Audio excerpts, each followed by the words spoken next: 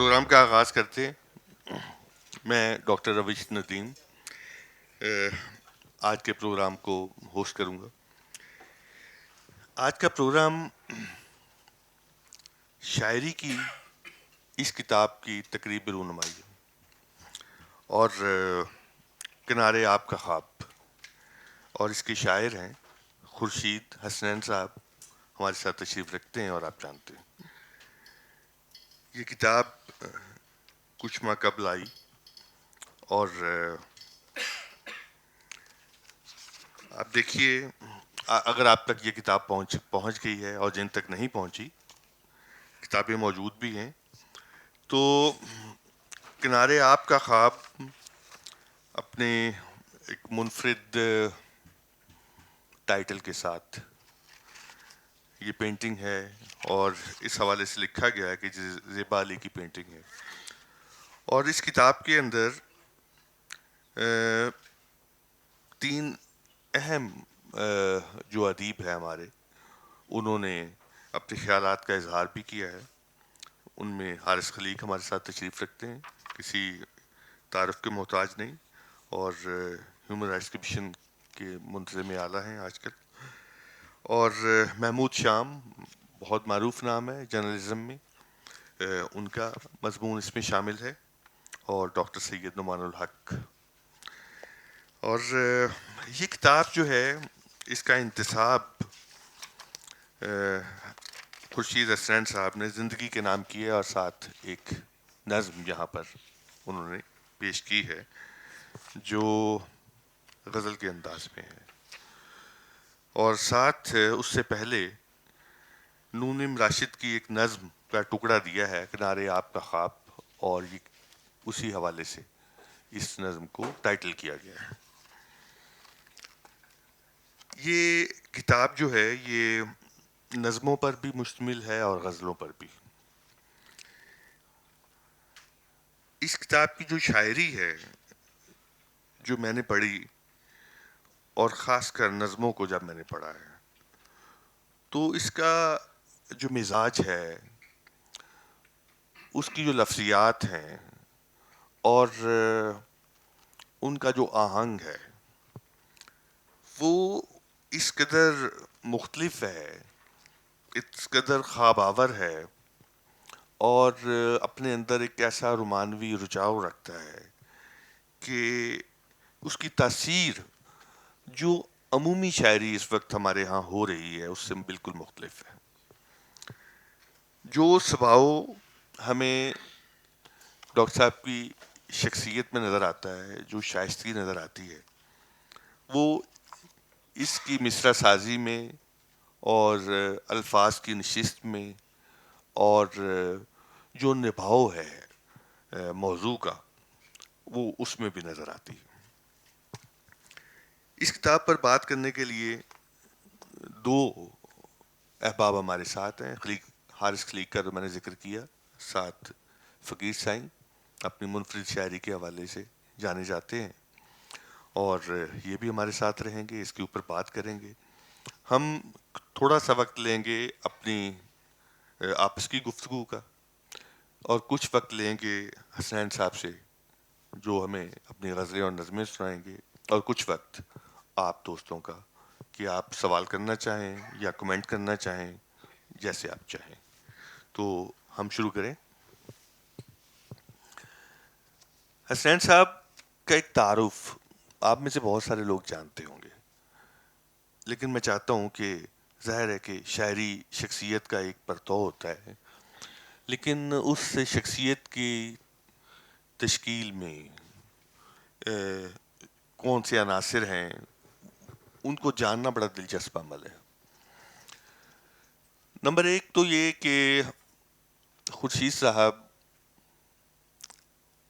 میرے لیے بڑا حیران کن تھا جب مجھے یہ پتہ چلا آج سے کچھ عرصہ قبل کہ حالی الطاف حسین حالی، جو ایک بہت بڑا نام ہے اردو ادب کا، اپنی نظم اور اپنی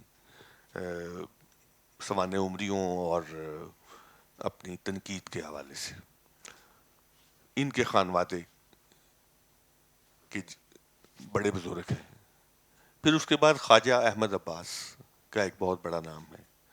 اس کے علاوہ اور بھی ان کی بہن شیلا نقوی، ان کا نام بھی ہے.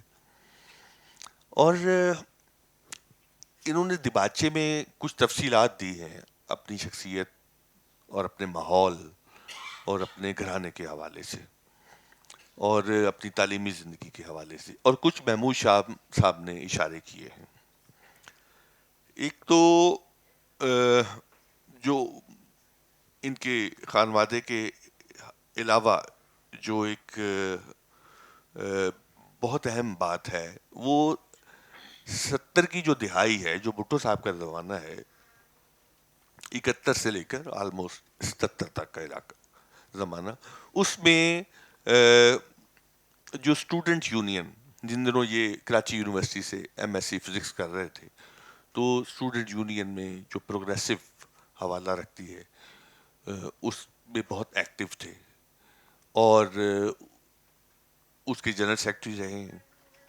اور اس کے ساتھ ہی جو ادبی تحریک وہاں پر موجود تھی، اور وہاں پر انہوں نے ینگ رائٹر فورم بنایا، یہ اس کے بھی جنرل سیکرٹری رہے. تو گویا سائنس اور ادب ان کے ساتھ ساتھ چلے. وہاں پر سبطی حسن اور قرار حسین، محمد علی صدیقی اور بارہ بنکوی جیسے لوگ ان کی رہنمائی کرنے والے موجود تھے. فہمیدہ ریاض بھی انہی میں شامل ہے. اور پھر ڈاکٹر صاحب 77 میں پی ایچ ڈی کے لیے امریکہ چلے گئے. وہاں میرے خیال 4 سال رہے. 1982 میں واپس آئے پی ایچ ڈی کرنے کے بعد.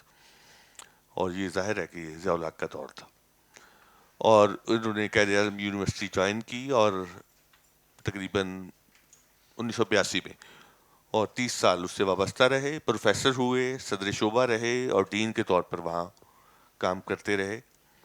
اور اس کے بعد 2014 میں ریٹائرمنٹ آپ کی ہوئی.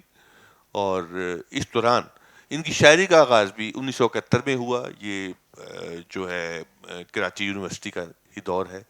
تو اس دوران ہم کچھ ان سے پوچھتے بھی رہیں گے، باتیں بھی کرتے رہیں گے. میں چاہوں گا کہ ایک چھوٹی سی نظم آپ کو سنا دوں، اور پھر ہم بات اس پہ کرتے رہیں گے. ہمارے جو دوست ہیں، کچھ باتیں تو ان سے سنوں گا. میں صرف اس لیے آپ تک یہ سنانا چاہ رہا ہوں کہ کچھ ایک تاثر آپ تک پہنچ جائے کہ جو باتیں میں کر رہا ہوں اس کو آپ ریلیٹ کر سکیں. مثلاً یہ ایک ہے، طویل ہے، اس کا صرف میں ایک ٹکڑا پڑھوں گا. سامنے جو ایک سمندر ہے، کبھی وہ دھوپ میں بکھرے ہوئے پارے کی صورت جگمگاتا ہے، کبھی وہ بادلوں کے گہرے سائے میں چھپے اسرار کی رنگت چراتا ہے.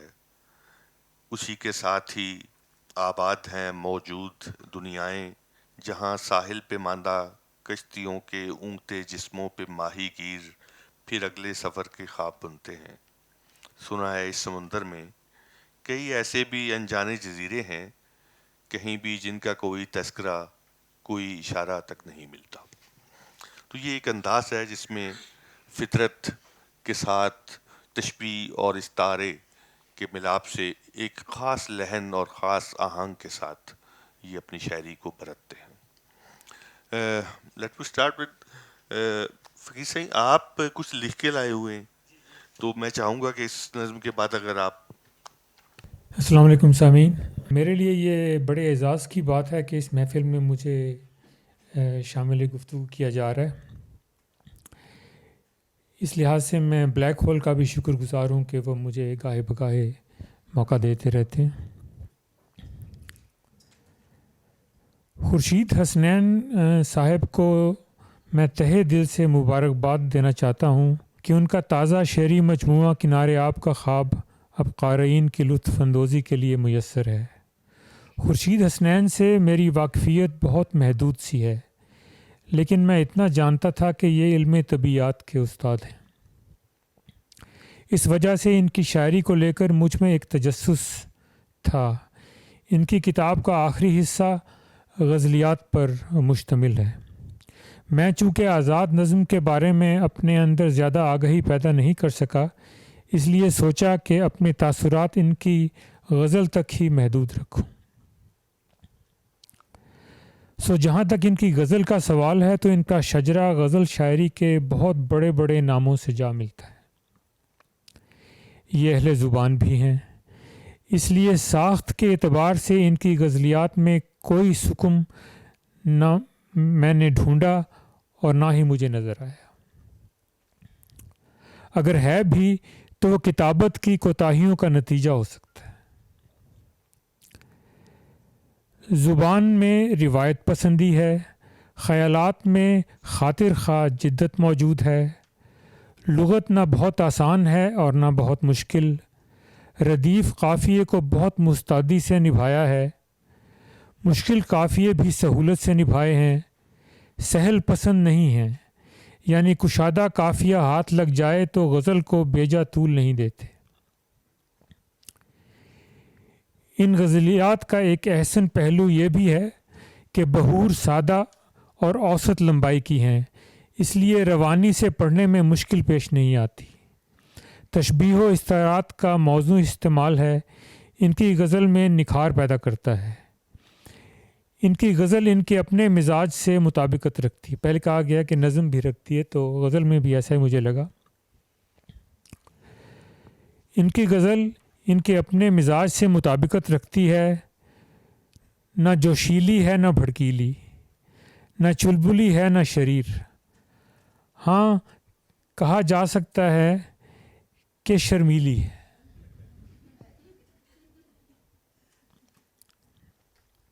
اپنے ہی انداز میں قاری کو گدگداتی ہے اور سوچنے پر مجبور کرتی ہے. سوال اٹھاتی ہے تو ہولے ہولے، بغاوت کرتی ہے تو دھیمے دھیمے، یعنی سرور کی ایک کیفیت پیدا کرتی ہے جو سر سے چلتی ہے اور دھیرے دھیرے پاؤں کی جانب سرکتی ہے. انگریزی میں آج کل اس کو ASMR کہتے ہیں.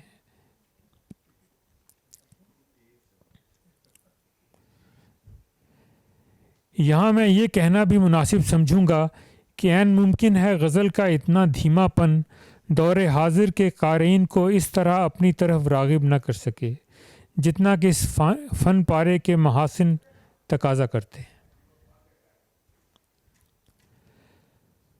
غزلیات کا مجموعی تاثر یاس کا ہے،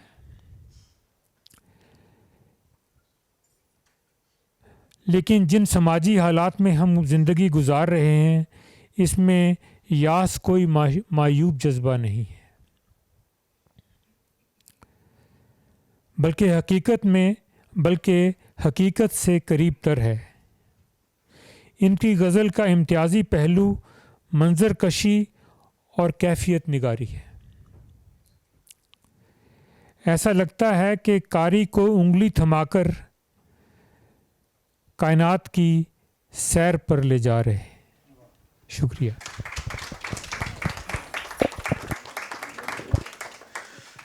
بہت شکریہ سائیں. یہ جو آپ نے شرمیلی غزل نکالی ہے وہ ہم آپ سے سنیں گے. نہیں، ہم تھوڑی سی اور گفتگو آگے بڑھاتے ہیں، پھر آپ کی طرف دوبارہ آئیں گے. حارث، انہوں نے دو باتیں کہی ہیں. ایک بات تو کہی ہے فزکس کے اور شاعری کے حوالے سے ہے، جو حیرانی کا ذکر انہوں نے کیا ہے، اور دوسری بات انہوں نے ایک خاص یاس کی بات کی ہے. ٹھیک ہے. اب ڈاکٹر صاحب جو پرائڈ آف پرفارمنس بھی ہیں اور تمغہ امتیاز بھی ان کو ملا ہے، اتنے بڑے ماہر طبیات ہیں، اور آپ نے بھی کچھ اشارے اپنے جو رائٹنگ میں کیے ہوئے ہیں. آپ نے جیکب برونوسکی کا حوالہ دیا ہے اور آپ نے ایک دائمی حزن کی کسک کا لفظ استعمال کیا ہے. ذرا اس پہ بتائیے، اس کو کیسے آپ نے جوڑ کے اس کو سمجھنے کی کوشش کی ہے؟ جی بہت بہت شکریہ. آپ کو تو سلمان خان والا مائک لگایا ہوا ہے، اس کا پتہ نہیں چلتا کہ کب زیرو بم آواز کا، تو میں ذرا اونچا بولتا ہوں. ایک تو ڈاکٹر صاحب بہت بہت مبارک ہو آپ کو. سب سے زیادہ تو مبارکباد کی بات یہ ہے کہ یہ کتاب بہت پہلے آ جانی چاہیے تھی، لیکن کوئی اس سے فرق نہیں پڑتا. کتاب ہے، اخبار تو ہے نہیں، تو اس کی میں سمجھتا ہوں کہ بہت طویل عمر ہوگی اس کتاب کی، اور اس میں اتنا یعنی نہایت عمدہ نظمیں اور بہت ہی عمدہ غزلیں اس میں شامل ہیں. اب میں چونکہ اس کتاب پر ڈاکٹر صاحب کے حکم کے مطابق لکھ چکا ہوں، تو بڑا مشکل ہوگا کہ میں ظاہر ہے وہی بات تو نہیں کر سکتا. کچھ اس میں سے جو آپ نے اشارے کیے ان کی طرف دیکھیے, میرے لیے کوئی بڑی حیرت کی بات نہیں ہے. میں نہیں سمجھتا کہ اردو کے جب سے یہ رسمی تعلیم انگریزوں کے آنے کے بعد شروع ہوئی تو اردو کے کتنے بڑے ادیب اور شاعر ہیں جنہوں نے اردو اور اردو لسانیات اور اردو لسانی تشکیلات اور اردو ادبیات میں تعلیم حاصل کی ہے. تو یہ کوئی اتنی ایگزاٹک بات نہیں جتنی لگتی ہے. دوسری بات ایک یہ ہے کہ تمام علوم کا سرچشمہ بھی ایک ہوتا ہے اور پھر وہ علیحدہ شاخوں میں بٹ جاتے ہیں اور پھر ان کا جو منتج ہوتے ہیں جب وہ آ کے تو بھی وہ ایک ہی بات ہو جاتی ہے. کیونکہ اصل میں تو کائنات کو سمجھنے کا مختلف ذریعوں سے, مختلف طریقوں سے, مختلف علوم کے ذریعے سے, فوکس کے ذریعے سے آپ اختصاصی ایک اس کی زبان ایوالو کرتے ہیں اور پھر اس میں کام کرتے ہیں, لیکن سب باتیں اکٹھی ہو جاتی ہیں. ڈاکٹر صاحب کے ہاں جو آپ نے دائمی حزن کی بات کی, دیکھیے ڈاکٹر صاحب کہ ہاں دو باتیں ہیں. ایک تو مجھے اس بات کی بہت خوشی ہے, حالانکہ میں مولانا الطاف حسین حالی کا بہت قائل ہوں, مگر ڈاکٹر صاحب کی جمالیات مولانا الطاف حسین حالی والی جمالیات نہیں ہیں, اور یہ میں سمجھتا ہوں کہ زیادہ اہم بات ہے. اور یہ شاید خواجہ احمد عباس جو ان کے ایک اور پرکھوں میں سے ہیں ان کی جمالیات کے زیادہ نزدیک ہیں. ظاہر ہے کہ حالی کا اپنا ایک دور تھا, ایک نوآبادیاتی زمانہ تھا, اس میں اور طرح کی شاید کمپلشنز تھیں, لیکن وہ ایک مختلف جمالیات ہے. انہوں نے دیگر ترقی پسند شعراء کے سے جو ان میں بات مختلف ہے وہ یہ ہے کہ ان کا تعلق صرف انسان سے نہیں ہے, یعنی یہ انسان سے انسان کے تعلق, طبقاتی جدوجہد, انقلاب, رد انقلاب, جیسے چلی پہ ان کی نظم ہے, بوسنیا پہ ہے, ان کا انسان اور فطرت کا بھی ایک گہرا تعلق ہے ان کی شاعری میں, اور وہ تعلق ان کی شاعری کو ایک اور سطح پہ لے جاتا ہے. یعنی ان کا چرند سے, پرند سے, آبشار سے, نہر سے, یعنی تمام جو ان کی نظمیں ہیں اس میں درگاہ اور پرندہ مثال کے طور پر انہوں نے توجہ مجھے دلائی, اور میں نے 5 بار پڑھی وہ نظم. یعنی وہ ایسی نظمیں جس میں انسان کو کائنات کا, اور وہاں ان کے طبیعت کام آتی ہے کہ ہم سٹار ڈسٹ ہیں, ستاروں کی گرد ہیں, وہ ان کے کام آتی ہے کہ انسانوں کا حزن بہت بڑا ہے مگر ایک کائنات کا حزن بھی ہے, اور اس میں پھر جو وجود کی ایک جو کیفیت ہے وہ تکلیف, اس میں ایک ظاہر ہے کہ ایک حزن کی سورو ہے, اس میں گریف ہے بہت زیادہ. ایک اور بات ان کے ہاں اس کے نتیجے میں جو پیدا ہوئی ہے, یعنی ایک انسان سے انسان کا تعلق اور پھر ایک انسان سے فطرت کا تعلق اور کائنات سے انسان کا تعلق, اس کے نتیجے میں ان کے ہاں ایک بے نیازی بھی پیدا ہو گئی ہے جو کہ ان کے سیاسی نظریات رکھنے والے لوگوں کے ہاں نہیں پیدا ہو پاتی. لا تعلقی نہیں, بے نیازی. لا تعلقی ہونا بالکل ایک اور چیز ہے, اور ایک وہ بے نیاز آپ ہو جاتے ہیں نا, ایک کنٹینیوم ہے, اب آپ اس میں اپنی جدوجہد کر رہے ہیں, تو ان کے ہاں جو مقصد ہے وہ جدوجہد کا ہے. منزل مل گئی تو ٹھیک ہے, وہ بھی ایک سنگ میل ہوگا کیونکہ پھر اس کے آگے کچھ اور شروع ہو جائے گا. تو یہ جو ایک ہستی کا بود و نبوت کا وجود کا ایک معاملہ ہے وہ ان کے ہاں چلتا رہتا ہے, اور اس میں ایک تہداری پیدا ہوتی ہے, کیونکہ نعرے میں اور شعر میں فرق تہداری کا فرق ہے, لفظ تو دونوں میں ایک طرح کے ہوتے ہیں. تو آپ کے ہاں وہ تہداری ڈاکٹر صاحب کے ہاں وہ ہے, موجود ہے. ایک اور بات ان کی غزل کے سلسلے میں اگر میں عرض کروں, نظموں کے موضوعات بھی بہت وسیع ہیں, یعنی کینوس جس کو کہتے ہیں نا, کلیشے ہے کہ کینوس وسیع ہونا, لیکن کہیں کہیں کلیشے درست بھی ہوتا ہے, تو ڈاکٹر صاحب کا کینوس وسیع ہے. غزل کے سلسلے میں ان کے ہاں میری ایک اپنی دوست سے بات ہو رہی, گفتگو ہو رہی تھی ان کی قاری سے, تو انہوں نے کہا کہ ان کے ہاں تکرار ہے, الفاظ کی تکرار کے ذریعے سے ایک خوبصورتی, جو لہن کی صوتی خوبصورتی ڈاکٹر صاحب پیدا کرتے ہیں. لیکن غالب کا ایک مصرع ہے منقبت کا, جس میں اطہر کو تیرے دوش پیمبر ممبر. اب اس میں ہر رے کی تکرار کے ساتھ یہ جس میں اطہر, دوش پیمبر اور ممبر, آپ اوپر بھی جا رہے ہیں. ڈاکٹر صاحب کے یہاں آپ کو اس طرح کی بہت سی مثالیں نظر آئیں گی جو اردو شاعری سے انہوں نے, اردو شاعری کی یا فارسی شاعری کی, میرے علم میں نہیں ہے کہ فارسی جو ہے اس کے کتنے اثرات انہوں نے قبول کیے ہیں, لیکن جو فارسی اور اردو شاعری کی بحروں میں جو ایک صوتی جو خوبصورتی تکرار کے ذریعے سے, حروف کو دہرانے سے, لفظوں کو دہرانے سے, وہ ان کے آپ کو نظر آتی ہے. اور غزلوں کے موضوعات بھی اسی قسم کے ہیں. مثال کے طور پہ آزاد پرندے کا وہ جو ڈاکٹر صاحب ہے آپ کا ایک ردیف, وہ ریفرین, ایک پرندے سے, آزاد پرندے سے, وہ ایک ان کی ایک فیسنیشن آپ کو اس کتاب میں نظر آتی ہے.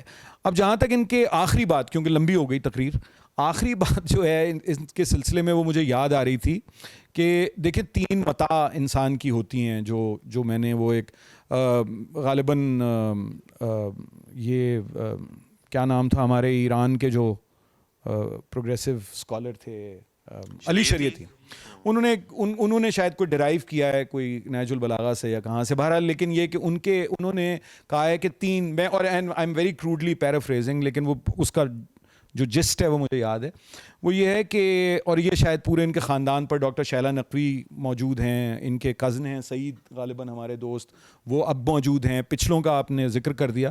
وہ ایک ہوتی ہے وہ یہ کہ 3 متاع کیا ہے انسان کے, مختلف لوگوں کے پاس کیا ہوتا ہے. کبر, استکبار, جو مستکبرین ہیں ان کے پاس ہوتا ہے, جو طاقت ہے, غلبہ ہے, اختیار ہے, قوت ہے جن کے پاس.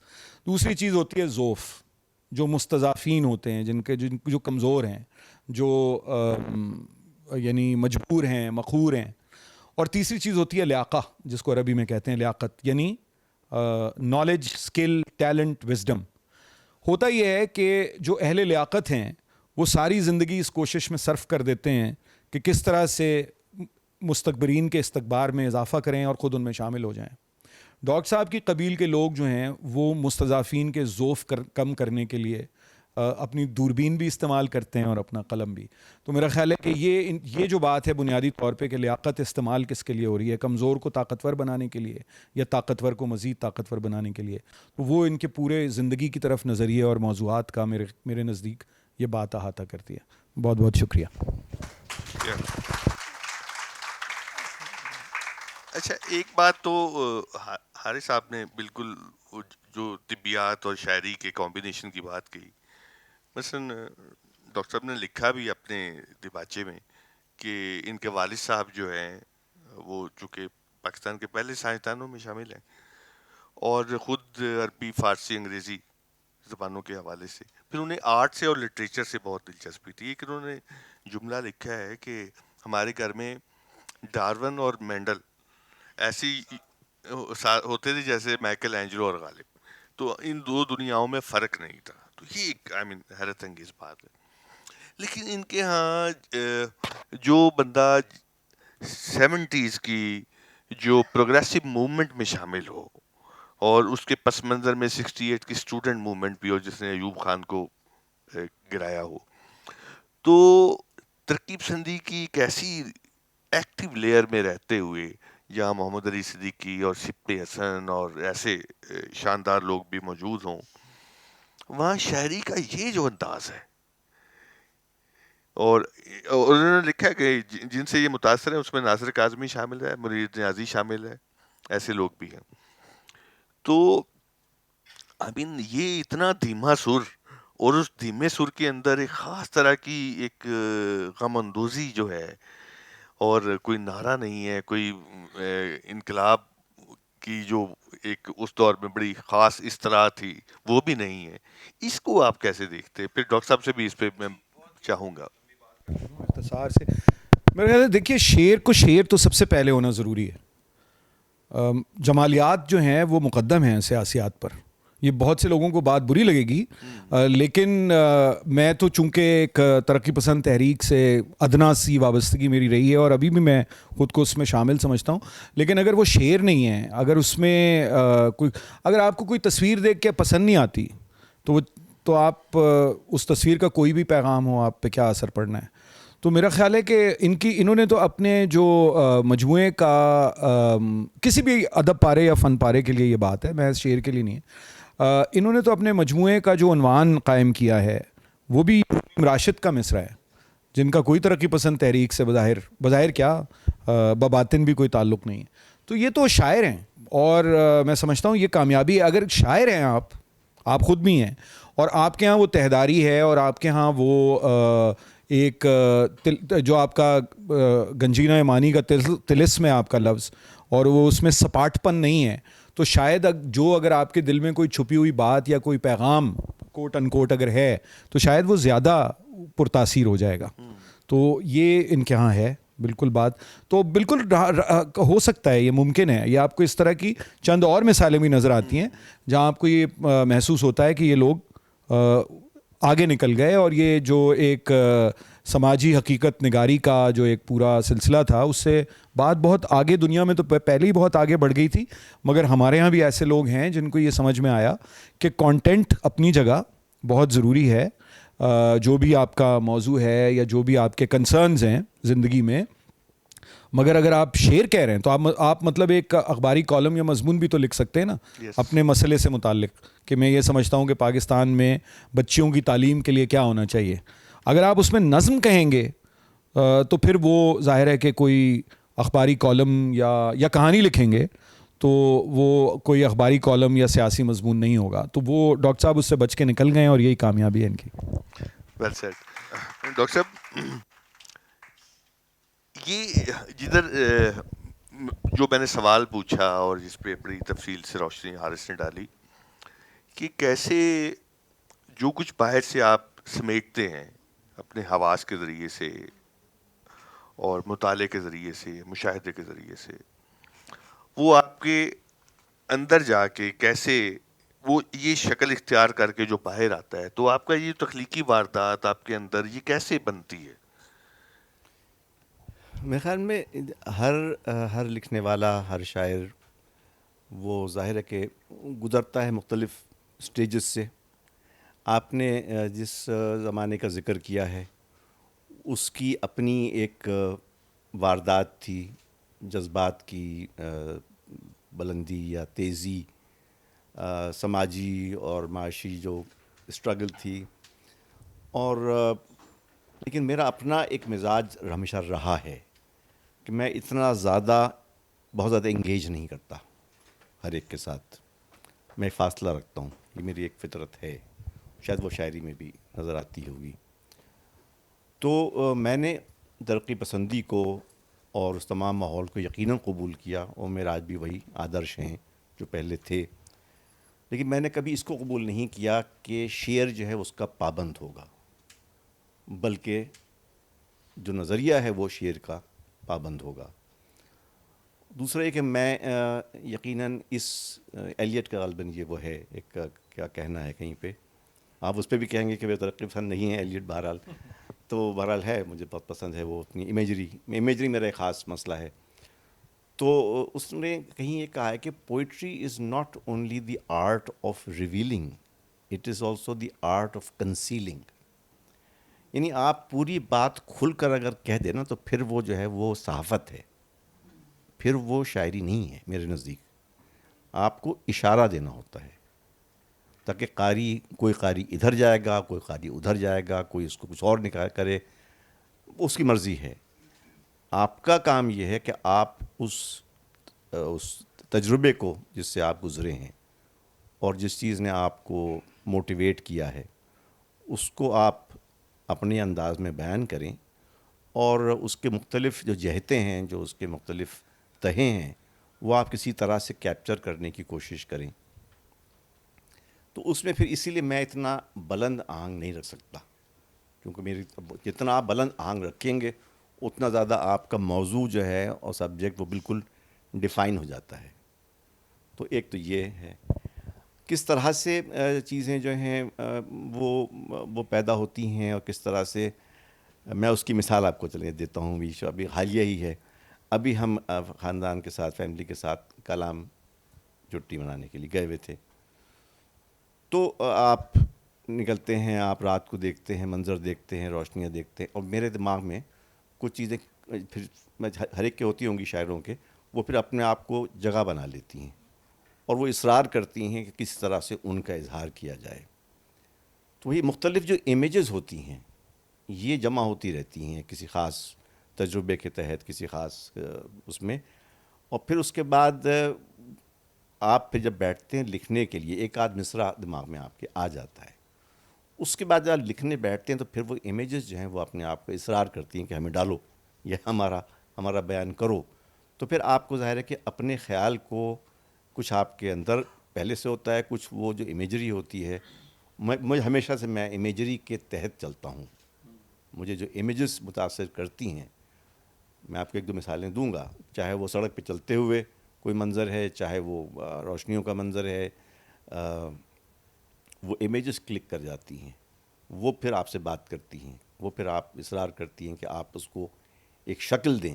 وہ پھر وہ جب آپ لکھنے بیٹھتے ہیں تو وہ بات کہیں سے کہیں نکل جاتی ہے, لیکن کہیں نہ کہیں وہ امیجز جو ہیں وہ اپنے آپ کی اپنی جگہ بناتی ہیں. اور شاعری کی خوبصورتی میرے خیال میں یہی ہوتی ہے کہ آپ اس امیج کو زندہ کر سکیں, کہ آنے والا دوسرا آدمی جو وہاں سے نہیں بھی گزرا وہ اس کو, اس کیفیت کو بھی محسوس کر سکے اور اس منظر کو بھی کر سکے. جہاں تعلق ہے اس کا کہ ترقی پسندی کیسے آتی ہے, تو وہ اس کو میں انسان دوستی کے لفظ استعمال کروں گا.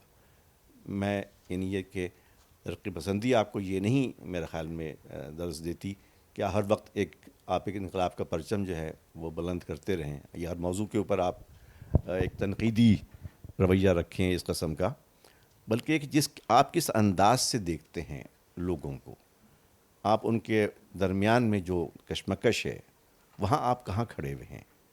آپ ظالم کے ساتھ ہیں کہ مظلوم کے ساتھ ہیں, آپ استحصال کرنے والے کے ساتھ ہیں یا اس کے سبجیکٹ کے ساتھ ہیں, یا آپ کمزور کے ساتھ ہیں یا مضبوط کے ساتھ ہیں. تو وہ ظاہر ہے کہ چیزیں آنی چاہیے کہیں نہ کہیں, لیکن ہر شعر ہر مصرے میں نہیں, بلکہ وہ آپ کے پورے رویے کو ڈیفائن کرتی ہیں. میں نے یہ فیل کیا ہے کہ جیسے آپ کے ہاں مثلاً تبلے کا لحن نہیں ہے, سارنگی کا لحن ہے.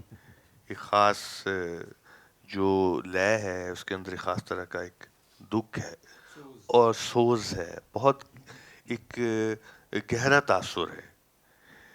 یہ ظاہر ہے کہ یہ شخصیت کا ایک پرتو ہوتا ہے کہ وہ جو کچھ ریسیو کرتا ہے جب وہ اس کو ایکسپریس کرتا ہے تو وہ اس میں ڈال دیتا ہے. اس کی کیا وجہ ہے اتنی زیادہ حساسیت جو ہے آپ کے ہاں, جو آپ کو ملول بھی کر دیتی ہے؟ اس کے پیچھے کیا ہے؟ کبھی اس کو جاننے کی کوشش کی آپ نے؟ نہیں, وہ تو جس طرح سے یعنی میری زندگی جو ہے, میں کسی غرور کے ساتھ نہیں کہہ رہا, بہت ہی انکساری کے ساتھ کہہ رہا ہوں, مجھ سے بہت بہتر اور کامیاب لوگ ہیں. ایک بہت کامیاب زندگی ہے, فرینکلی میری اوقات سے زیادہ کامیاب ہے.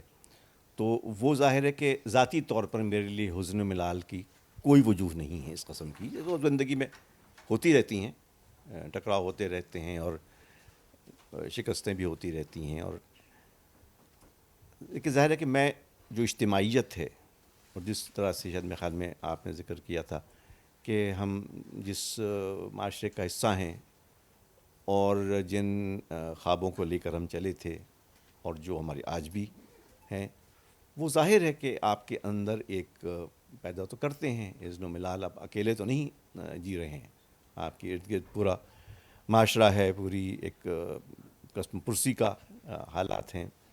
تو کس طرح سے یہ ممکن ہے کہ آپ کے اندر اب کیا زیادہ ہے میرے اس میں, تو میں نہیں کہہ سکتا. جو آپ نے محسوس کیا وہ صحیح ہوگا.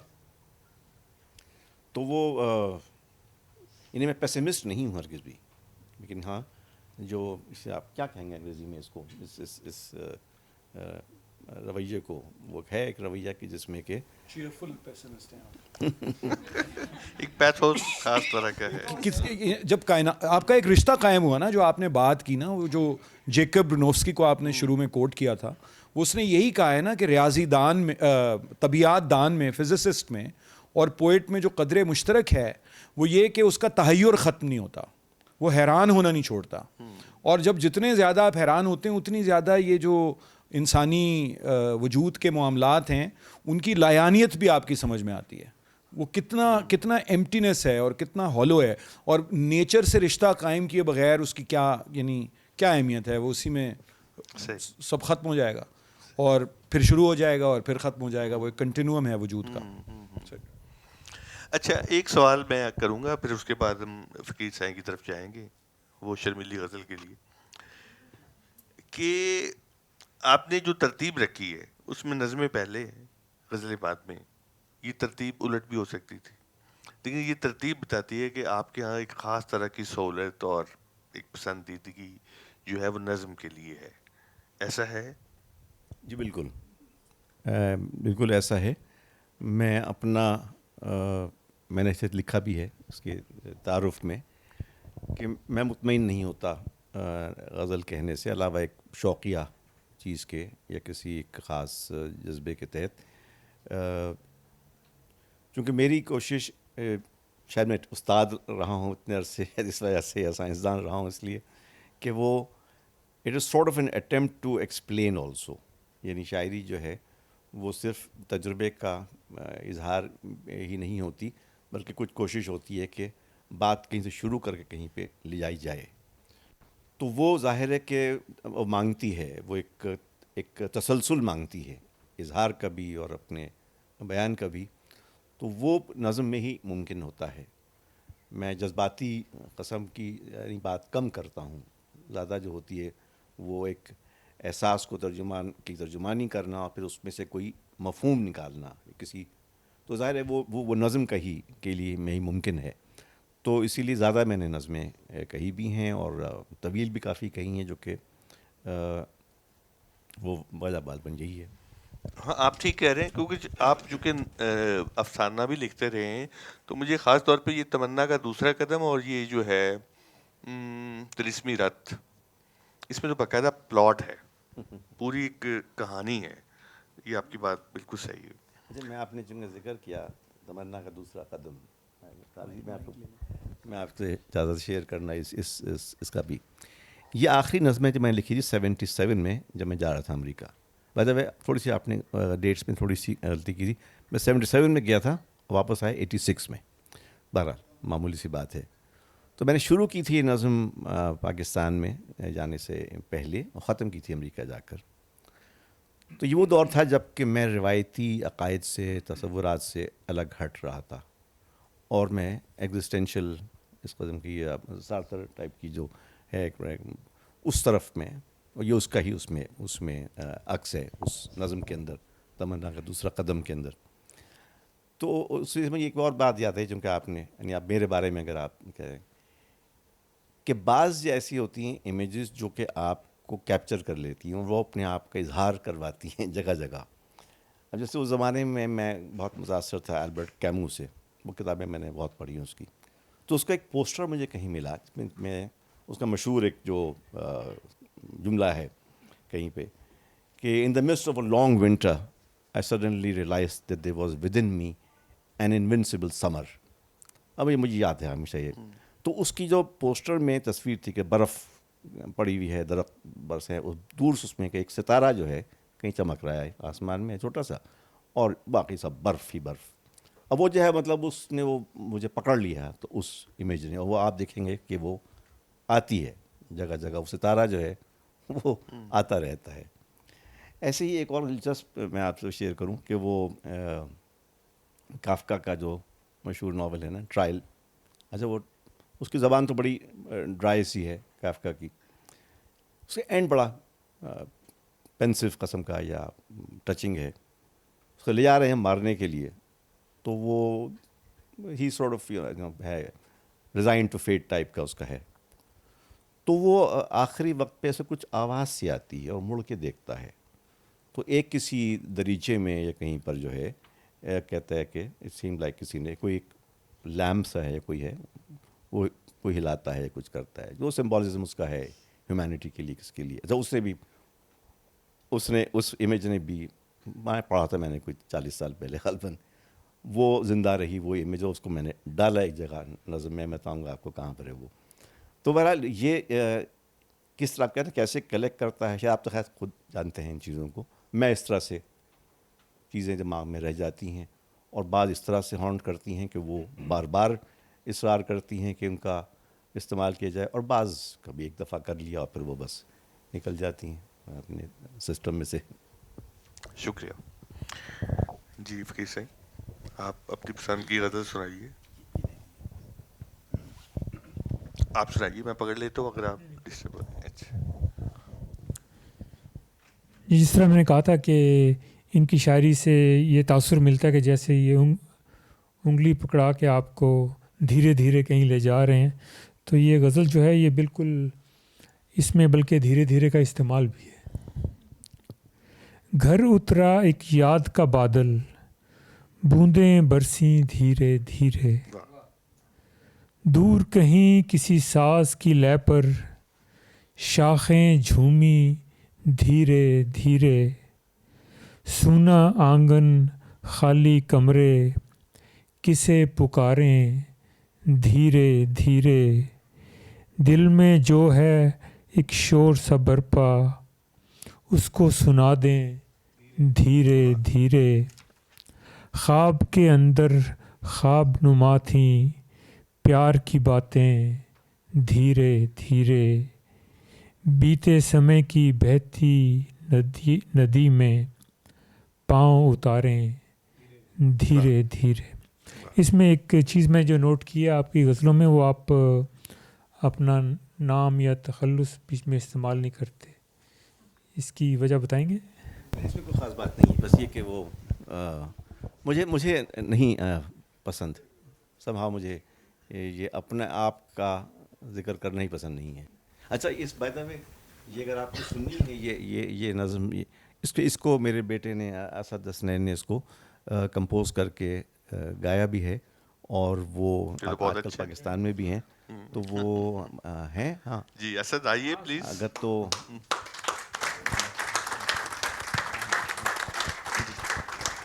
असद के मुतल्लिक मुझे डॉक्टर साहब ने बताया कि ये अमेरिका में होते हैं और MBA किया है और इंजीनियरिंग भी की है।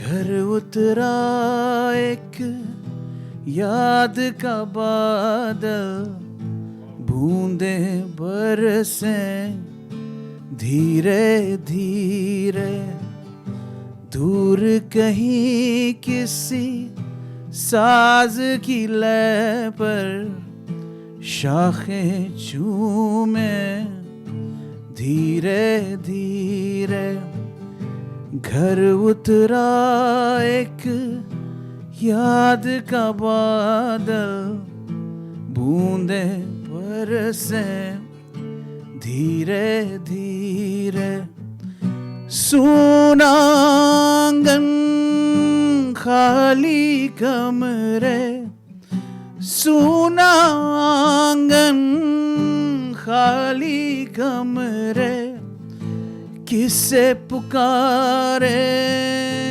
धीरे धीरे, घर उतरा एक याद का बादल, बूंदे बरसे धीरे धीरे।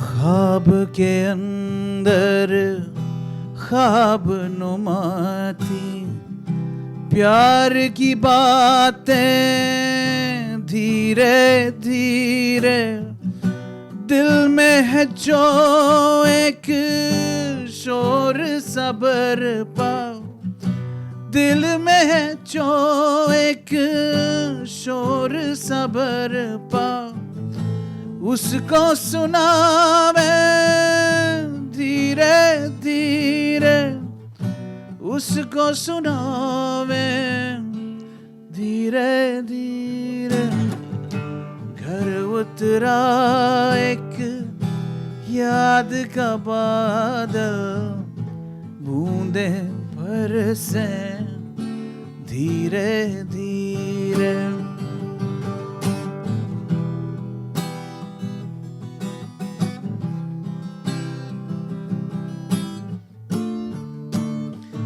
हो बीते समय की बहती नदी में पाँव उतारे धीरे धीरे,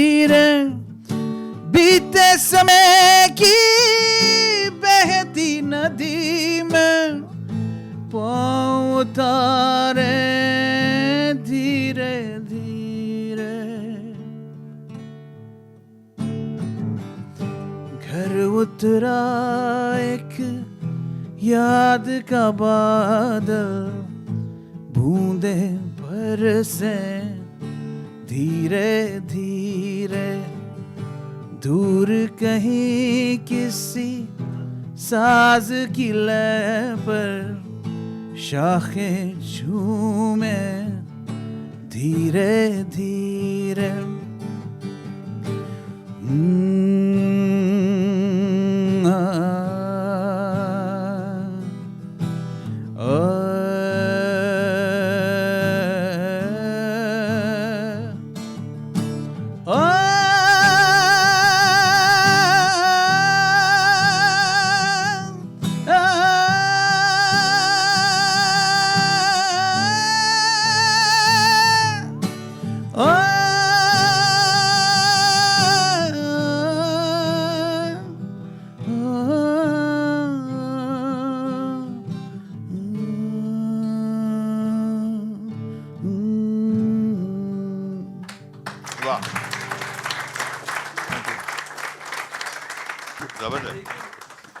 बहुत बहुत ज़बरदस्त.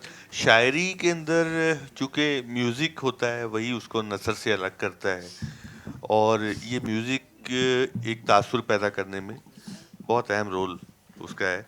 लेकिन ये म्यूज़िक जब हाई म्यूज़िक में आता है तो वो कैसे हर चीज़ को बदल के रख देता है. ये इट्स वंडरफुल. ये बहुत शानदार हुआ कि सब आपकी जो आप जिस तरह से पढ़ा और फिर उसके बाद म्यूज़िक में जैसे ही आया. दोस्तों, मैं चाहूँगा इस मौके पर हम कुछ शायरी खुशी साहब से सुन लें. उसके बाद फिर हम ओपन करेंगे, फिर आप जैसे चाहेंगे बात करेंगे. Over to you sir. अपनी कोई पसंद की नज़्में हमें सुनाइए. जो किताब में नहीं वहाँ हाँ किताब में नहीं है, लेकिन ये कि वो रिप्रेजेंटेटिव है. प्लीज़. तो जैसे मैंने आप बताया था आपको कि कलाम अभी हम गए थे, तो कलाम की रात इसका नाम है. जलती बुझती रोशनियां हैं, रात की बोझल आंखें. जलती बुझती रोशनियां हैं, रात की बोझल आंखें. बारिश की आहट से जागें, ख्वाब में डूबी राहें. बारिश की आहट से जागें, ख्वाब में डूबी राहें. एक सदा बेअंत कि जिसमें कोई नहीं है हायल. एक सदा बेअंत कि जिसमें कोई नहीं है हायल. अपने आप को ढूंढे जाए दरिया साहिल साहिल. अपने आप को ढूंढे जाए दरिया साहिल साहिल. पत्तों को छनकाती जाए झोंकों की एक पायल. पत्तों को छनकाती जाए झोंकों की एक पायल. धीरे धीरे सीढ़ियाँ उतरे लम्हों की ये छाया. धीरे धीरे सीढ़ियाँ उतरे लम्हों की ये छाया. होटल की खिड़की में कोई रंग सा एक लहराया. बोझल आँखें रात की पूछें कौन मुसाफिर आया. बोझल आँखें रात की पूछें कौन मुसाफिर आया. दिल ने एक इशारा करके चुपके से समझाया. दिल ने एक इशारा करके चुपके से समझाया. एक सितारा दूर फलक पर बाकी सब कुछ माया. वाह वाह वाह वाह.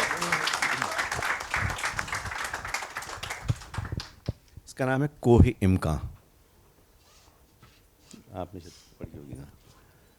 जहाँ हम हैं वहाँ पुश्त पर एक कोह इम्का है. जहाँ हम हैं वहाँ पुश्त पर एक कोह इम्का है. और उसके पार वो दुनिया जहाँ माजी में हम तुम थे. और उसके पार वो दुनिया जहाँ माजी में हम तुम थे.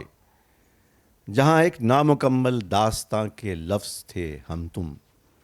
जहाँ एक नामुकम्मल दास्तां के लफ्ज़ थे हम तुम. कि जिसमें ख्वाहिशें सच्चाइयाँ थीं उनकी अपनी एक दुनिया थी हकीकत थी. कि जिसमें ख्वाहिशें सच्चाइयाँ थीं उनकी अपनी एक दुनिया थी हकीकत थी. किसी अंदेशाए फ़रदा से पहले दिल की एक आवाज़ थी, एक अपनी मंतिक़ थी. کسی اندیشہ فردا سے پہلے دل کی ایک آواز تھی، ایک اپنی منطق تھی. مگر اب اتنے برسوں بعد جب اس پار اترے ہیں گزر کر کوہ امکان سے، کہیں پر راستے کے پیچ و خم میں ڈھونڈتے خود کو، کہیں کھوتے ہوئے تجھ کو، کبھی خود کو صدا دیتے، کبھی سنتے جواباً بازگشت اپنی کبھی تیری. محبت کس کو کہتے ہیں، حقیقت چیز ہے کیسی، زمانہ کیوں گزرتا ہے ہم اتنے کیوں بدلتے ہیں، زمانہ کیوں گزرتا ہے ہم اتنے کیوں بدلتے ہیں. اگر وہ کچھ نہ ہوتا جو ہوا پھر کیا ہوا ہوتا، اگر وہ کچھ نہ ہوتا جو ہوا پھر کیا ہوا ہوتا، اگر ہم مختلف ہوتے تو کیا سب کچھ بدل جاتا، اگر ہم مختلف ہوتے تو کیا سب کچھ بدل جاتا. مگر اب اتنے برسوں بعد جب اس پار اترے ہیں گزر کر کوہ امکان سے، اکیلے بے سر و ساماں، تو لامحدود امکانات میں سے ذات کے اب چند اپنی دسترس میں ہیں. تو لامحدود امکانات میں سے ذات کے اب چند اپنی دسترس میں ہیں، جہاں ہم ہیں وہاں اب پشت پر ایک کوہ امکان ہے. کیا بات، کیا بات. حارث صاحب سنائیے. ہم نے تو خیر مذاق میں بات اڑا دی ذرا لائٹر موڈ میں، لیکن یہ بات تو درست ہے جو واصف بھائی نے کی کہ اس ملک میں جو صورتحال ہے اور جو اس وقت کیفیت ہے اور جس سے ہم گزر رہے ہیں، تو وہ بھی مجھے ایک دم سے خیال آیا کہ ہم نے بہت ایبسٹریکٹ گفتگو تو کی، لیکن ان کا جو کامنٹ اگر ڈائریکٹ بھی ہے تو وہ کیسا ہے، تو وہ میں آپ کی خدمت میں اگر آپ اجازت دیں. ناگزیر، بہت اچھا، ٹھیک ہے. ناگزیر سزا ہر چیز پر ہوگی، سزا ہر بات پر ہوگی، سزا ہر جیت پر ہوگی، سزا ہر مات پر ہوگی، سزا ہر حال میں ہوگی، کسی کو یاد رکھنے کی، کسی کو بھول جانے کی، واہ واہ. کسی سے بے وفائی کی، کسی سے آخری دم تک نبھانے کی، سزا ہر حال میں ہوگی.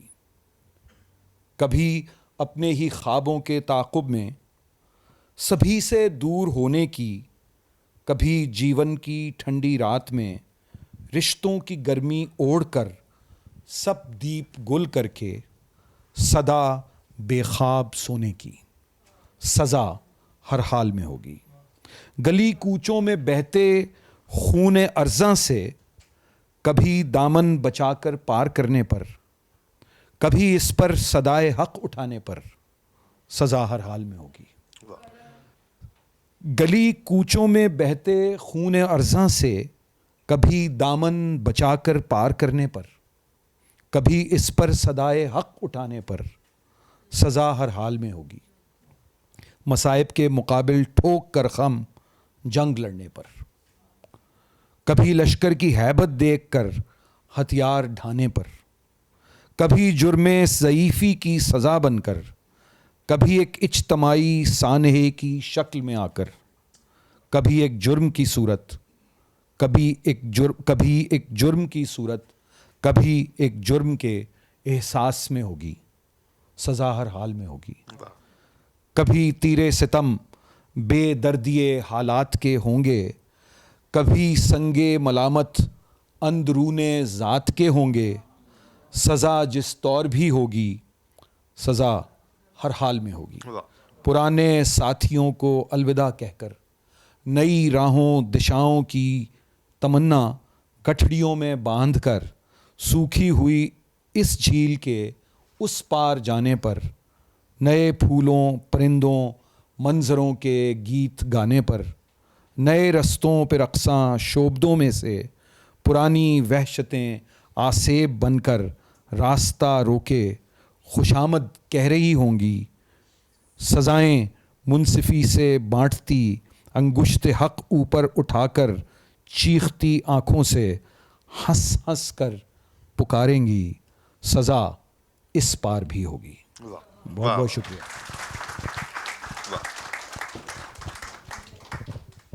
آپ نے کافی لوگوں کو ڈپریس کر دیا. میں کوئی تھوڑی سی سافٹ چیز سناتا ہوں. اس کا نام ہے جل پری. سنو بادلوں آج کی رات جب اس کی بستی میں جانا تو اس کے دریچے پہ دستک نہ دینا. وہ بے خواب راتوں کے قیدی ابھی کچھ ہی پہلے سکون سوز غفلت کے دریا میں بہتی سمندر کی جانب سفر کر گئی ہے. اسے مت جگانا کہ اب وہ سمندر کے پاتال میں اپنے کھوئے ہوئے موتیوں کو صدا دے رہی ہے. کبھی گیت گاتی، کبھی اپنے سازوں سے غم کو جگاتی، کبھی اپنی زلفوں میں زیر سمندر مہکتی ہوئی نسترن کو سجاتی.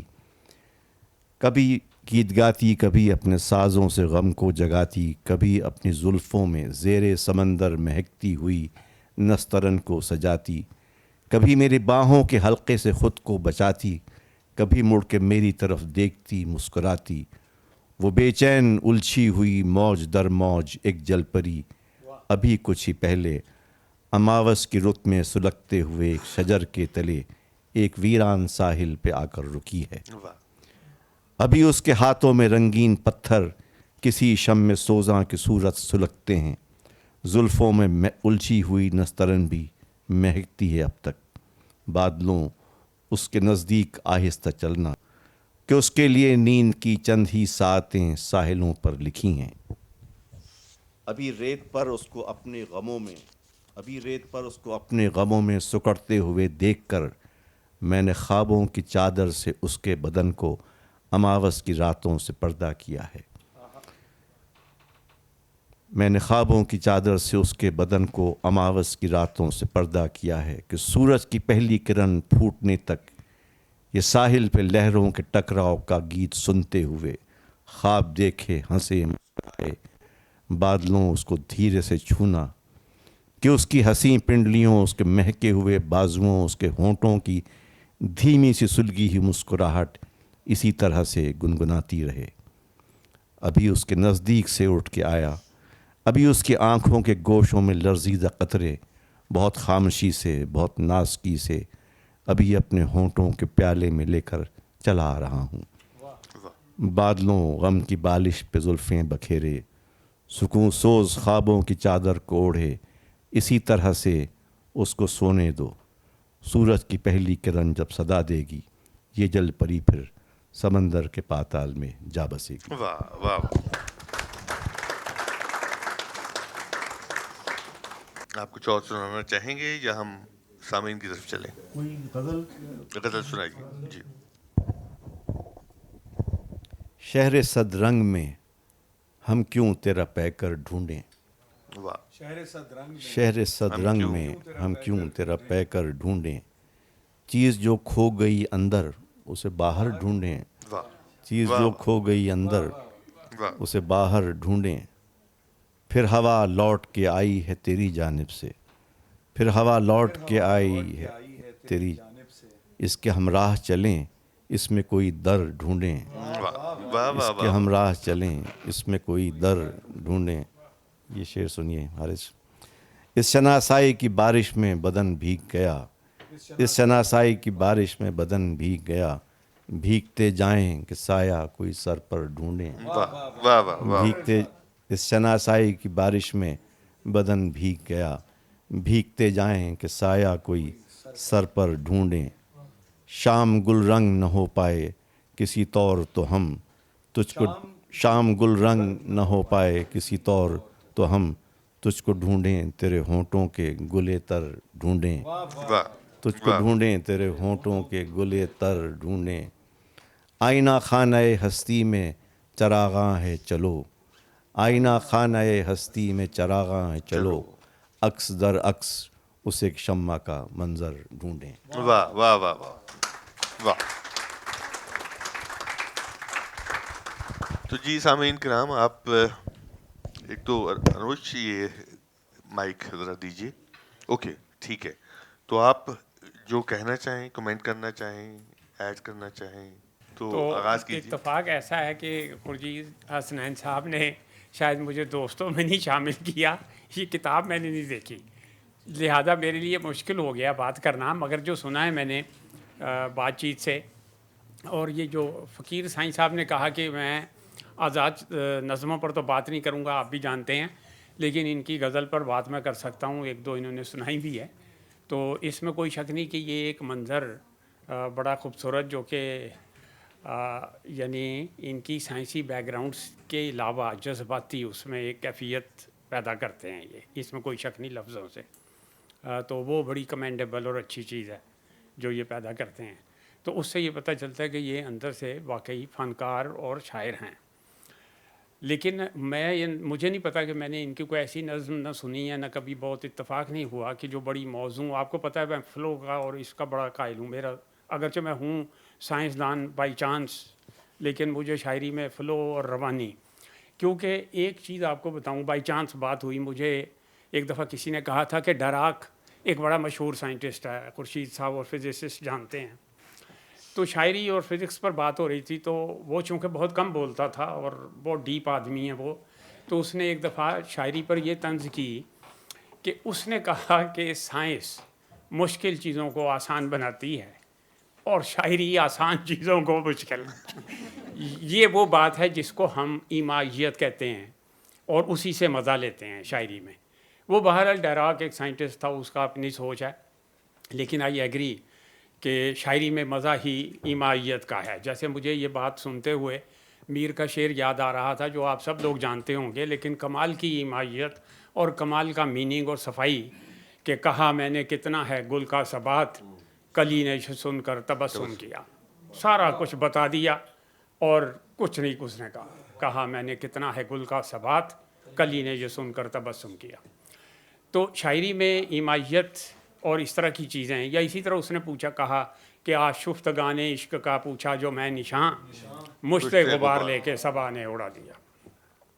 تو مگر ایک چیز ہے اصل میں جو میں سمجھتا ہوں کہ شاعری میں جیسے یہ شعر ہم نے ابھی دیکھے کہ میننگ، ایمائیت اور ان سب چیزوں کے ساتھ ساتھ ایک روانی جو ہے، کیونکہ اگر روانی نہ ہو شاعری میں تو اس سے بہتر ہے کہ آپ میتھمیٹکس کی ایکویشنز حل کریں فزکس میں اور کوئی کنٹریبیوٹ کر دیں دنیا کے لیے.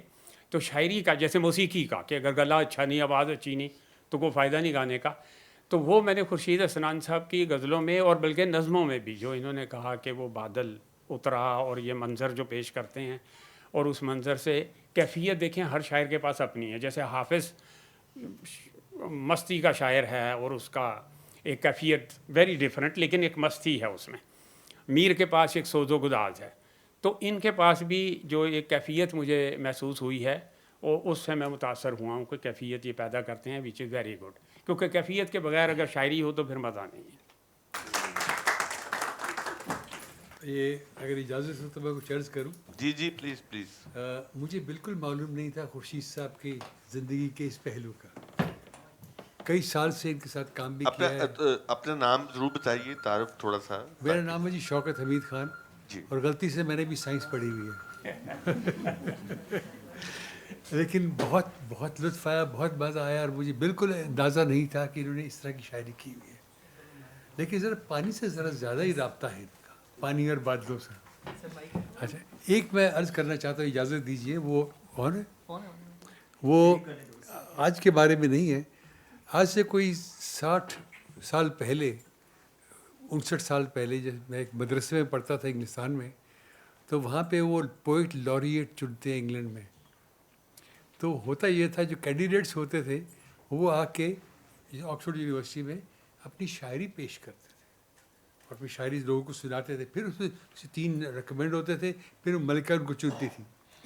تو مجھے یاد ہے ایک صاحب نے کہا کہ بھئی شاعری جو ہے یہ it is written by critics for critics, مزہ نہیں آتا. ایک اور صاحب نے کہا وہ لیورپول سے ہے، کہتے ہیں یہ کیا بکواس ہے شاعری، عشق اور یہ وہ. میں آپ کو صاف صاف بتاتا ہوں، my love is like the leavened bread, خمیرے آٹے کی طرح، break it and eat it. تو شاعری طرح طرح کی ہوتی ہے. لیکن خورشید صاحب کے آج ان کے سن کے جو ان کی جو ہے کلام کا بہت لطف یار، اور بہت چھپایا ہوا تھا انہوں نے. بہت یہ میری غلطی ہے، میری وہ نقصان تھا. بہت بہت شکریہ جی. بہت شکریہ. خالد مسعود صاحب بھی یہاں بیٹھے ہوئے ہیں. میں بہت شکریہ. آپ اگر کچھ کہنا چاہیں، اعزاز ہوگا ہمارے لیے آپ کا آنا. میرا بھی چونکہ زیادہ یہ میرے علم میں نہیں تھا ان کی شاعری کا. میں تو ان کو سائنسدان سمجھ کے ان کی درگزر کرتے رہے.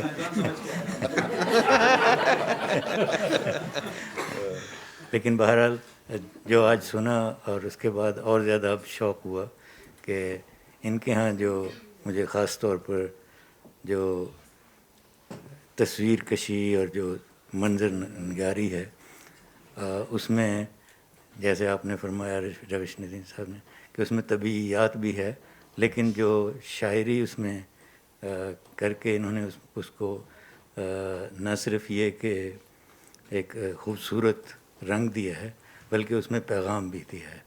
تو مجھے اس میں ایک سائنسدان بھی نظر آتا ہے اور شاعر بھی نظر آتا ہے. بہت لطف آیا. السلام علیکم سر. عظمیٰ انجم. میں سر کی کو ایسے as a my husbands colleague جانتی ہوں اور اپنے کولیگ بھی جانتی ہوں، ان کے ساتھ تھوڑا کام کیا. ابھی انہوں نے ٹی ایس ایلیٹ کا ذکر کیا تو تھوڑی سی جو لٹریچر کے بارے میں جانتی ہوں تو ٹی ایس ایلیٹ ان کی شاعری سن کر تو مجھے ٹی ایس ایلیٹ بالکل نہیں یاد آئے، بلکہ مجھے کہیں کہیں ایسا لگا جیسے میں ٹو از کوائے مسٹریس سن رہی ہوں یا پھر میں مجید امجد سن رہی ہوں. تو مجھے بہت بہت لطف آیا. Thank you sir, thank you very much. Majeed Amjad ان کے فیوریٹس میں سے ہیں انہوں نے ذکر کیا ہے. جی جی جی ہاں، فطرت سے جو گہرا تعلق ہے. آن لائن ایک کویشچن اور کمنٹ بھی ہے، وہ ہمیں نیر اقبال پیش کریں گے. سر پہلا سوال آپ سے یہ ہے کہ جیسے آپ نے خود بھی ذکر کیا کہ آپ کہتے ہیں کہ انقلاب کا مطلب یہ نہیں کہ انقلاب کا جھنڈا لے کر وہ چلا جائے، یا پھر اس کے بعد آپ نے یہ بھی کہا کہ میں نے شعر کو جو ہے وہ نظریے کا پابند نہیں کیا بلکہ نظریے کو. تو سر یہ ترقی پسندوں کی جو عام روش ہے اس سے یہ مختلف ہے چیز، یعنی ان کے ہاں تو گھن گرج یا انقلاب کا، تو آپ نے کیا، آپ کیوں اس سے مختلف سمت چلے؟ کیونکہ بہت دھیما مزاج ہے، اسی طرح آپ کا پڑھنے کا بھی ہے اور شاعری بھی آپ کی ایسی، تو یہ کیوں آپ نے مطلب کیا چیز تھی اس کے پیچھے کہ ایسا فیصلہ آپ نے کیا کہ آپ کی شاعری جو ہے وہ ترقی پسندیت کے ذیل میں ہی رہے لیکن اس سے تھوڑی سی مختلف کہ اس میں گھن گرج نہ ہو؟ کیونکہ مجھے آپ کی شاعری میں حقیقت پسندی سے زیادہ جو ہے وہ رومانویت کا غلبہ اور فطرت کے ساتھ جو ہے وہ تعلق زیادہ محسوس ہوا، تو اس کی وجہ پوچھنا چاہتا ہوں. ڈاکٹر امینا ہے، اسلامی یونیورسٹی شعبہ اردو. میں اس کا اور کیا کہہ سکتا ہوں کہ ظاہر اپنی اپنی شخصیت ہوتی ہے نا، اپنی نفسیات ہوتی ہے. تو میری ایسی ہی شخصیت ہے جس میں کہ بلند آہنگ جو ہے وہ مجھے نہیں پسند، کہ نہ اپنی زندگی کے گزارنے کے طریقے میں، نہ اپنی شخصیت میں، نہ اپنے برتاؤ میں. تو وہ شاعری میں کیسے ہو سکتا ہے اتنا زیادہ؟ تو وہ میں اس کو قبول کرتا ہوں ایک اصول کے طور کے اوپر. ایک اپنی جو ترقی پسندی کی آپ بات کر رہی ہیں، میں نے ذکر کیا کہ میں اس کو انسان دوستی کی طرف لاتا ہوں، میں اس کو انصاف کی طرف دیکھتا ہوں کہ آپ کے اقدار کیا ہیں آپ کی. تو اقدار ایک چیز ہوتی ہے اور اس کے تحت آپ اپنا اظہار کو مولڈ کرتے ہیں، لیکن وہ سیاست ایک اور چیز ہوتی ہے. تو اگر فرض کیجئے کہ میں عملی طور پر شامل ہوتا جد و جہد میں، جو میں نہیں ہوں، تو شاید میری شاعری میں وہ انداز ہوتا. اب اگر یہ انداز ہوگا تو یہ ایک طرح کا بناوٹ ہوگی، ٹھیک ہے. اور کچھ یہ ہے کہ ظاہر ہے میرا اپنی شخصیت ہے، اپنا انداز ہے سوچنے کا یا محسوس کرنے کا، اظہار کا.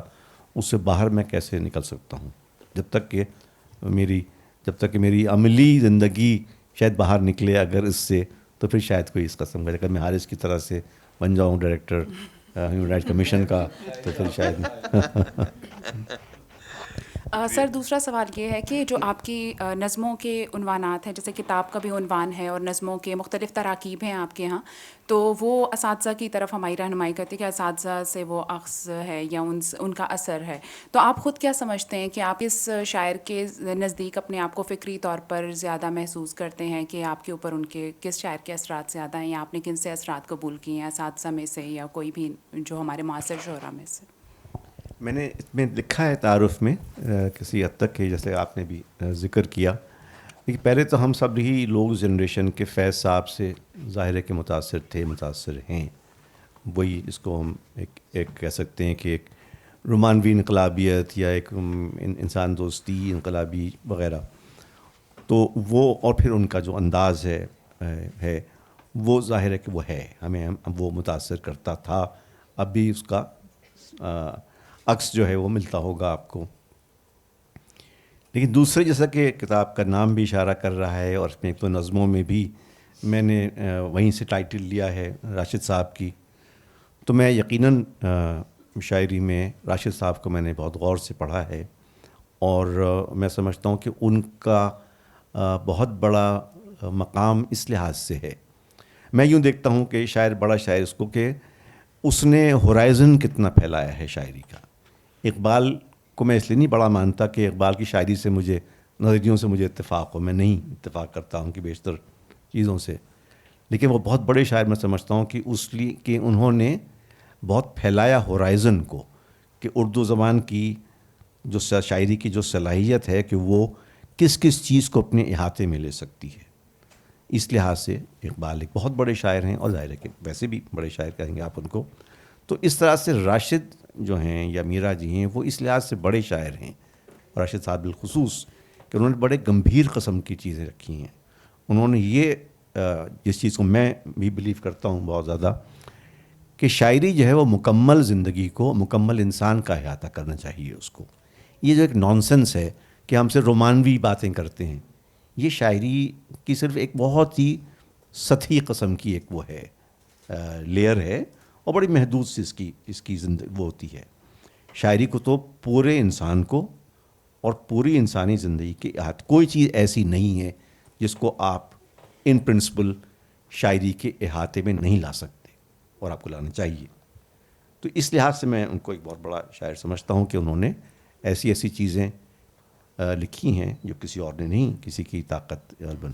جس میں ایک نظم ہے جس کا آپ نے ذکر کیا جہاں وہ بات کرتا ہے, وہ بیسیکلی اسی طرح سے انسپائرڈ ہے. اگر آپ نے ظاہر پڑھا ہوگا راشد صاحب کو, جیسے وہ ہے حسن کوزاگر. حسن کوزاگر کریٹیوٹی اس کا ایک تھیم ہے, سب تھیم ہے. یہ نظم بھی بیسیکلی اسی پر ہے لیکن وہ ایک اور اینگل سے ہے جو میں نے سوچا ہے. تو بہرحال جو آپ نے نام لی اس کے علاوہ ظاہر ہے کہ مجھے اپنے لہجے کے انداز سے میں منیر نیازی کو, ناصر کاظمی کو, اپنے ابتدا کے دور میں مصطفیٰ زیدی سے متاثر رہا ہوں. تو مجید امجد کو میں نے بعد میں پڑھا ہے اور میں یقیناً ان کو بہت اہم سمجھتا ہوں.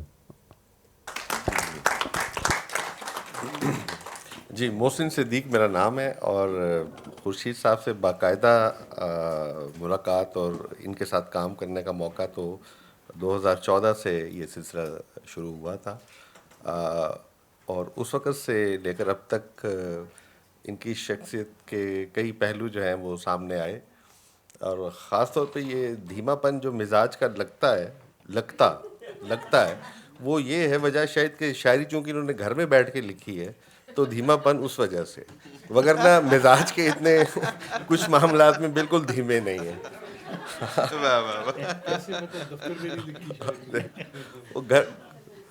تو چونکہ گھر پہ لکھی ہے تو دھیما مزاج تو وہ لازمی ہونا تھا. اچھا, اس کے علاوہ جیسے میر فرماتے ہیں کہ کیا ہے ریختہ پردہ سخن کا سو ٹھہرا ہے یہی اب فن ہمارا. تو ابھی کئی معاملات ہیں جو پردہ سخن میں ہیں اور میں امید کرتا ہوں کہ کچھ اور کتابوں کی صورت میں وہ ضرور منظر پہ آئیں گے. شکریہ. واہ واہ, بڑی بزم میں راز کی بات کہہ رہی ہے, کیا بات کرنا پڑے گا آپ کو کیا میری کہہ سکتے ہیں کہ جو کریٹو جو زندگی ہے وہ اراؤنڈ 71 شروع ہوتی ہے, 71 کی وار کے زمانے میں وہ, اور اس کے بعد پھر 77 تک ایک کافی ایکٹیو دور ہے. پھر میں چلا گیا امریکہ, واپس آیا 86 میں. تو اس کے بعد 86 سے لے کر اور 2000 اور ریٹائرمنٹ تک تقریباً 13 کے اینڈ تک بہت سست روی سے میں نے لکھا ہے, بہت کم لکھا ہے.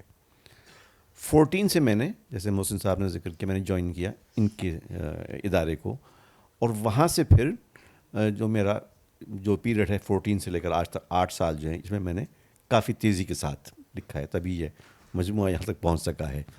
تو اس دور کی جو تمام شاعری ہے اس کے یہ بہت وہ ہیں, یعنی کہہ سکتے ہیں کہ اولین گواہ ہیں, اور اس کے جو اس کے پس منظر ہیں سب چیزیں سے یہ واقف ہیں, اس لیے بہتر ہے کہ میں ان کو چپ ہی رہنے دوں. نہیں آپ بتائیں کہ آن لائن کوئی کمنٹ ہے یا کیا ہے, بتائیے.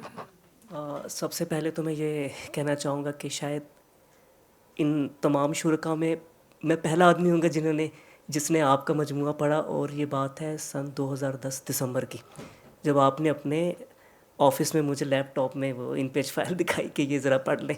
تو مجھے اس چیز پر فخر بھی ہے, خوشی بھی ہے. اور کتابی حالت میں جب یہ آپ کا مجموعہ سامنے آیا اور آپ نے مجھے وہ اپنے دستخط کے ساتھ دی تو میں تو نہال ہو گیا. بہت بہت مبارکباد. اب ہم آتے ہیں آن لائن داد و تحسین کے علاوہ ایک سوال تھا جو ڈاکٹر سرمد عباسی کا ہے, وہ ان کو تو ہم بالکل نظر انداز نہیں کر سکتے. ایک انہوں نے کہا کہ please talk about Noon Meem Rashid, one of the poems seems inspired by him. اس پہ تو ہو گئی ہے بات ابھی. دوسرا سوال ہے ان کا کہ you incorporate Persian, Arabic and classical traditions. My question, how did you incorporate the languages of the people around you? Punjabi, Sindhi, Pashto and Balochi. Do they factor in the equation? سرمت کی بات سوال تو بہت جائز ہے. کبھی کبھی تو میرے دماغ میں کہیں یعنی پنجابی کے تو آ جاتے ہیں الفاظ جن کو میں نے کہیں فٹ کیا ہے, لیکن یقیناً میں اس کا خطاوار ہوں کہ میں نے اپنی علاقائی زبانوں کے ساتھ میرا وہ رشتہ نہیں ہے کہ وہ اپنی جگہ وہ الفاظ ڈھونڈ سکیں. چونکہ ظاہر یہ چیز ہے نا, آپ کی زندگی کے ساتھ چلتی ہیں, کیونکہ جہاں میری پرورش ہوئی جس ماحول میں اور جس 24 سال کی عمر تک کراچی میں, تو ظاہر ہے کہ وہ زبان وہیں بن جاتی ہے آپ کی بیسک.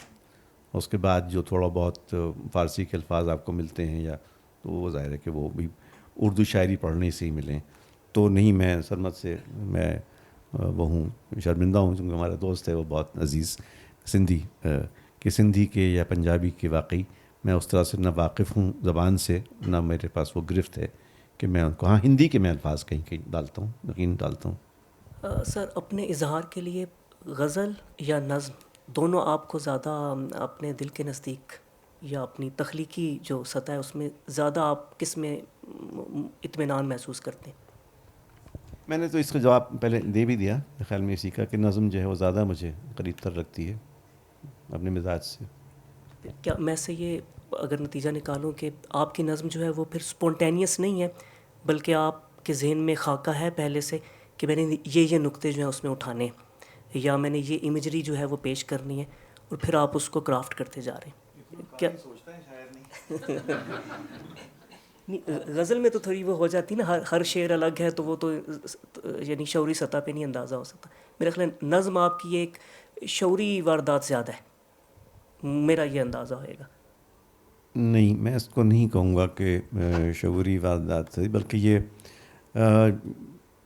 یہ کسی ایک چیز سے انسپائر ہوتی ہے, کسی امیج سے, کسی منظر سے, اور پھر اس کے گرد جس طرح سے کیڑا اپنے وہ جال بنتا ہے نا اس کے گرد اپنے لعاب سے, تو اسی طرح سے پھر شاعر اس کے گرد بنتا چلا جاتا ہے. لیکن یہ نہیں ہوتا کہ بیٹھ کے آپ اس کو ایک یعنی اوپر سے نیچے تک آپ ایک کنسٹرکٹ کر لیں کہ میں یہ کہوں گا, یہ ایسا تو نہیں ہو سکتا. سرمد عباسی جو ہے وہی کہہ رہے ہیں کہ amazing Khurshid, you should just read and read, it is a delight. میرا خیال ہے میرا بھی یہی ہوگا, اور ہم تمام دوستوں کا جو یہاں موجود ہے یہی رائے ہوگی, لیکن وقت کی ریسٹرکشن آ جاتی ہے. بہت شکریہ سرمت, تھینک یو سو مچ. دوستوں آپ سب کا بہت شکریہ. فقیر صحیح آپ آئے, حارث خلیق, اور بلیک ہول میں ایک فزکس کے ماہر کا بطور شاعر آنا, اچھا کمبینیشن ہے. آپ لوگوں کا بہت شکریہ میں ادا کر دوں, آپ تینوں حضرات کا بھی خاص طور سے, اور آپ تمام سامعین کا بھی, حاضرین کا بھی, کہ آپ اپنی تمام مصروفیتوں میں سے, آپ مجھے پتہ ہے کہ سب بہت مصروف لوگ ہیں, دور دور سے لوگ آئیں, بہت شکریہ آپ سب کا. شاعری کے لیے اتنے لوگوں کا آنا, آپ کے لیے آنا. آخر میں ایک بات کہوں گا, کتابیں پڑھی ہوئی ہیں یہ سامنے اور قیمتاً اویلیبل ہے, اور شاعر بھی ہے, دستخط کر کے آپ کو پیش کرے گی. So nice, thank you very much.